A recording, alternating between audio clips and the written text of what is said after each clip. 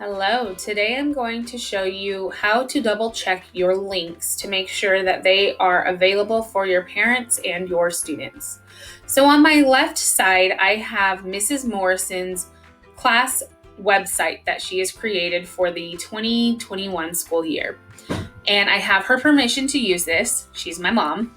And she has created this webpage for her students and her parents to be able to have a one-stop shop to be able to access their assignments, their calendars, and any other information that she needs for them to know. However, what she needs to do and what we are going to do is check that her links are working and that her parents will have access to this once she hits publish. So the first thing we're going to do is we are going to go to her assignments page and we're going to check and see. And we can see that her assignments are loading and they look good and they're there. And so we're going to go ahead and publish her page. Now I'm going to show you what happens because her page is not yet published. If I go on my right hand side, now my left is I'm Mrs. Morrison and on my right hand side I am myself. If I go on the right hand side and I type in sites.google.com/bcsd.com/room21 because I know that's the web address that she's chosen, you can see that it says this site cannot be reached. That's because her site has not been published yet. Now, once I go to hit publish and I insert this address, it will show up. So I'm going to hit publish. Once I hit publish, you will see that it'll ask for the last half of the web address that I want. I have room 21 because that's my classroom if I'm Mrs. Morrison. And then you can see it says who can view my site and it says specific people.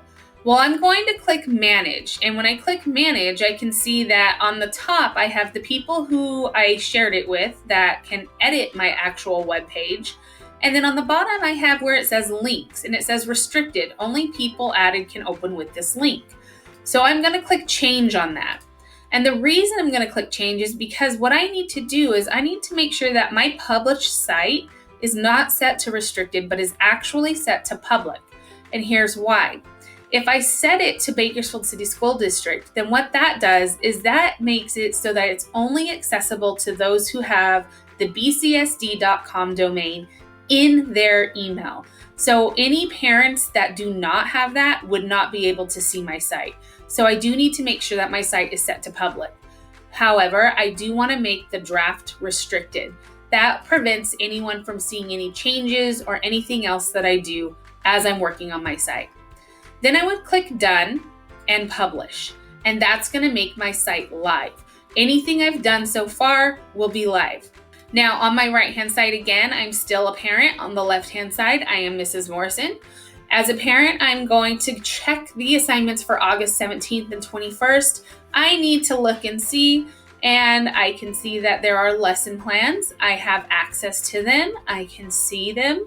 Now on Mrs. Morrison's side, in order for me to make sure that my parents had access to those lesson plans, I need to open these up and I need to make sure that the share permissions on this lesson plan are set from restricted to anyone with this link can view. So for the sake of this presentation, the links had not been changed. That's why it had been set. It had been changed to restricted, but previously it had not.